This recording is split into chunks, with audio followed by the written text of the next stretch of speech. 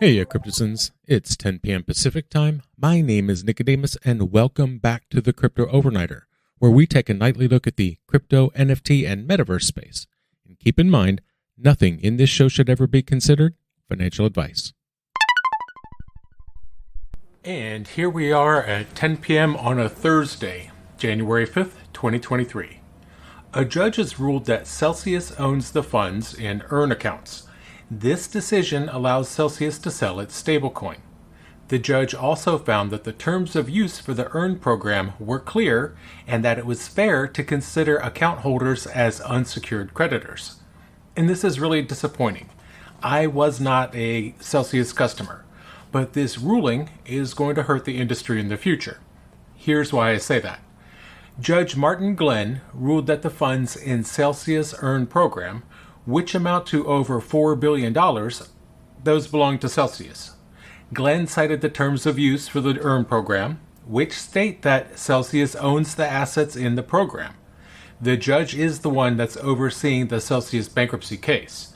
He said that the terms for use in the Earn program were clear. If the funds in the program belong to Celsius, they will be distributed to unsecured creditors according to a Chapter 11 plan.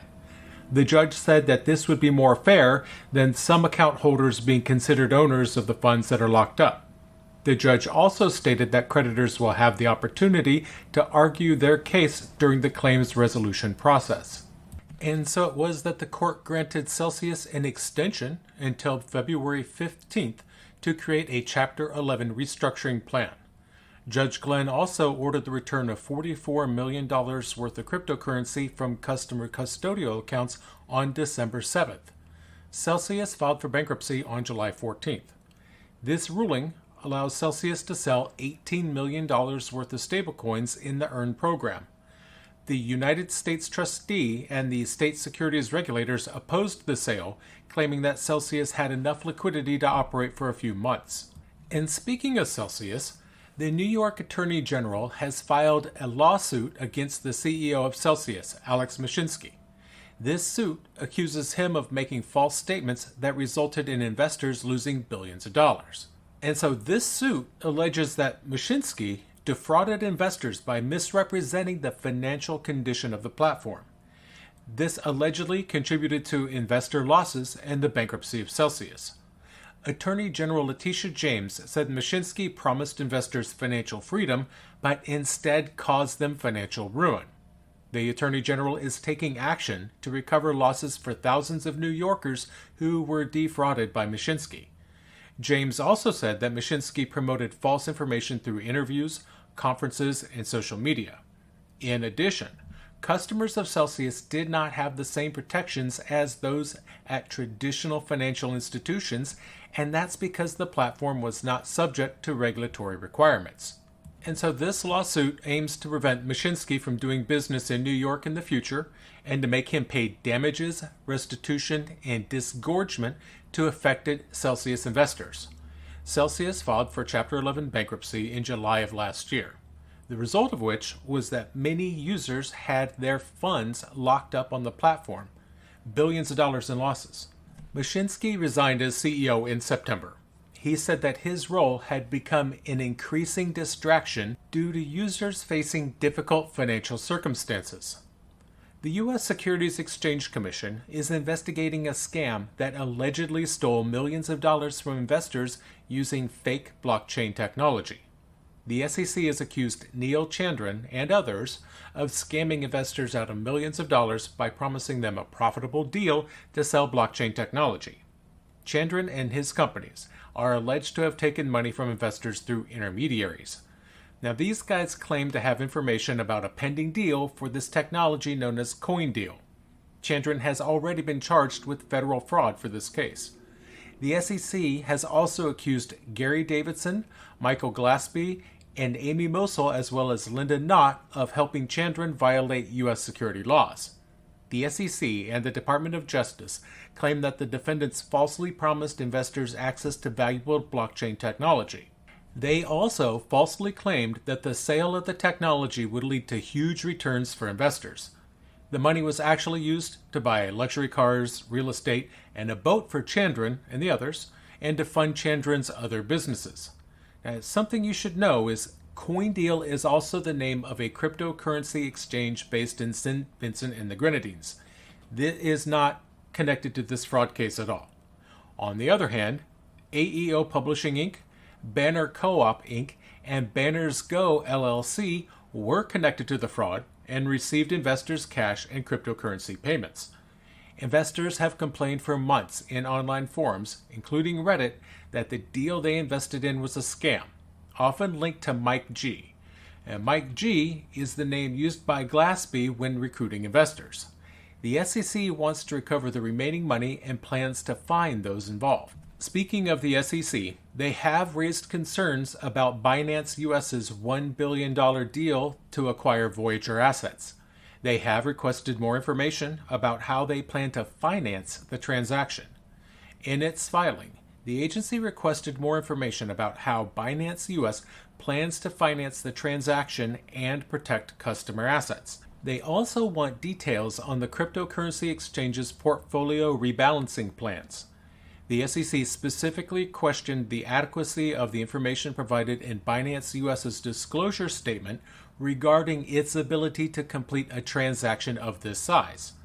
The SEC has informed Binance US's legal team about its concerns. They were told that a revised disclosure statement will be submitted before the next hearing on the matter. The Texas State Securities Board and the Texas Department of Banking have also filed an objection to the sale. They're claiming that both Binance and Voyager are not following Texas law. They also object to the, quote, disparate treatment provided to the creditors in certain states. The proposed $1.02 billion offer for Voyager assets includes the fair market value of the company's cryptocurrency portfolio, which is currently valued at around $1.002 billion, as well as an additional $20 million. Voyager, which has filed for bankruptcy, had originally agreed to sell its assets to FTX. FTX was chosen over rivals Wave Financial and Binance. And proving that finance, like politics, makes for strange bedfellows, we have Alameda Research weighing in. Now, Alameda Research, owned by Sam Bankman-Fried, has expressed opposition to Binance's planned purchase of Voyager, according to legal documents filed on Wednesday. The U.S. trustee, which is a part of the Department of Justice, has also expressed opposition to Binance's plan to purchase the assets of Voyager Digital. The trustee argues that there is not enough evidence of due diligence and that other parties have not had a fair opportunity to consider the deal. Alameda Research has also stated that the plan unfairly discriminates against their own claims. They say that it violates provisions of the U.S. Bankruptcy Code that require higher priority claims to be settled before lower priority ones. And so they're requesting that the court in the Southern District of New York deny approval of this deal. A lawyer representing the FTX group stated that Alameda is a substantial shareholder of Voyager. In June, Alameda offered Voyager $200 million and 1,500 Bitcoin as a part of a rescue plan. Voyager still owed around $75 million of those stablecoins at the time of their bankruptcy. A hearing on the Voyager issue will take place next Monday. Daniel Friedberg is a lawyer who used to work at FTX. Reportedly, he is cooperating with prosecutors in the United States who are investigating its collapse. Friedberg provided information to the U.S. Attorney for the Southern District of New York's office during a meeting on November 22nd. This is according to Reuters. Officials from the Justice Department, FBI, and the SEC were present at the meeting. Friedberg told prosecutors about how Bankman-Fried used customer funds for an illegal business and provided information about how Alameda Research operated. Friedberg is expected to be called as a witness for the government in Sam's trial in October. Friedberg has not been charged and is not currently under investigation. He's helping authorities gather more information about Bankman-Fried, but has also taken some steps to keep personal information private. After FTX collapsed, Friedberg deleted his LinkedIn profile. You see, Friedberg was general counsel at Ultimate Bet, and he allegedly helped cover up the company's cheating scandal in 2008. Some reports say that Friedberg joined FTX in March of 2020. However, Sam claims Friedberg was FTX's legal advisor since the company's inception in 2019. Friedberg also represented Bankman-Fried as outside counsel for Alameda in 2017. Friedberg resigned from FTX on November 8th. This was a day after Bankman-Fried told top executives that FTX was almost out of money. Meanwhile, the U.S. Department of Justice is taking possession of banking assets that are connected to Robinhood and FTX. The officials may try to make Sam give up those assets, which could include up to $450 million in stocks. Now, their justification would be to prevent him from profiting from any crimes. The U.S. federal government is taking control of some assets that may be connected to FTX. These assets include shares in Robinhood. These assets may be subject to proceedings in which they are taken away from Sam Bankman-Fried and senior executives like Gary Wang and Caroline Ellison, as their cases with the Department of Justice will continue. FTX has asked a federal court to determine who owns around $450 million worth of Robinhood shares. Now, the ownership of those shares is somewhere between BlockFi, FTX creditor Jonathan Ben Shimon, and Sam Bankman-Fried. The U.S. federal government has also seized these shares, according to the DOJ. One of the motions put forward in court was related to these Robinhood shares. Counsel for the DOJ told Judge John Dorsey that they believe that the assets in question were not part of the bankruptcy estate or are exempt from being frozen like most FTX assets. These assets, which are being seized or are in the process of being seized from banks, including Silvergate, may be subject to civil or criminal proceedings in which they are taken away in order to prevent criminals from benefiting from any illegal activity. An attorney representing FTX later said that the seizures are related to the DOJ's ongoing criminal case against Sam. That's rather than the civil bankruptcy case of FTX.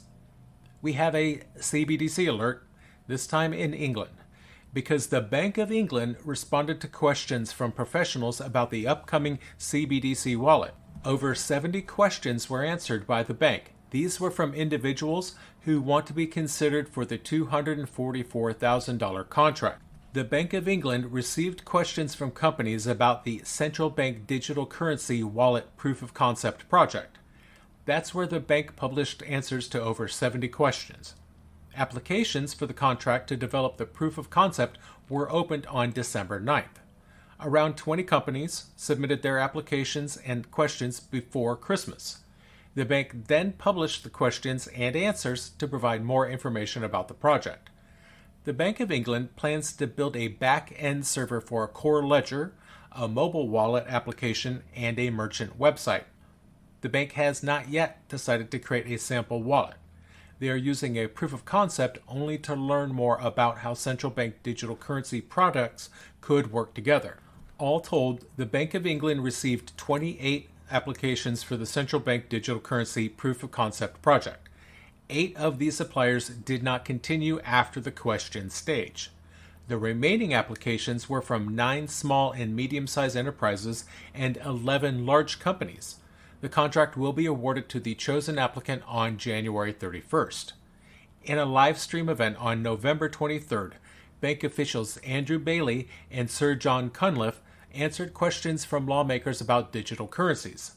They seem to view central bank digital currencies as a potential revolution in the future money. Sir Cunliffe stated that he expects technology to drive a revolution in the functionality of money. And another CBDC alert, this time in Hong Kong, because one of their lawmakers thinks that a government-sponsored stablecoin using DeFi technology would be a better way for people to start using Web3 than private stablecoins. The Hong Kong government is considering issuing a new type of central bank digital currency, and they're calling it a stablecoin. That's right, this coin would be backed by the government, though. A member of the Hong Kong Legislative Council named Wu Ji-Suang thinks that this technology, called the EHKD for Hong Kong dollar, could help people start using new technologies like Web3. So it seems like their argument is that using a CBDC is the best way to get people into Web3. And they're saying that because private stablecoins keep failing to maintain their peg. In an interview with China Blockchain News, Wu said that using a stablecoin like this could help authorities gain investors' trust in the Web3 industry and better protect users from issues like hacks. Wu also suggested that the stablecoin could be connected to DeFi to improve access in Web3 ecosystems. They said that the Hong Kong government should consider using the stablecoin as an important infrastructure component for virtual asset trading platforms. In addition to serving as a member of the Hong Kong Legislative Council, Wu is also a co-founder of G-Rocket. Now, G-Rocket is a startup accelerator that aims to bring 1,000 Web3 businesses to Hong Kong over the next 3 years. So this is a subject that they clearly care about. Wu and Hong Kong Legislative Council member Johnny Kik Chong founded G-Rocket in 2016. Now, he is not the only government official to recognize the potential benefits of combining CBDC and DeFi. In September of 2022, a member of the governing board at the Swiss National Bank said using a CBDC could make DeFi more stable and reduce its risks. And again, we're back to the failure of many private stablecoins to maintain their peg. And that's going to do it for us tonight. I want to thank you, my listeners, because when you stop listening, I will stop talking. We'll see you tomorrow night.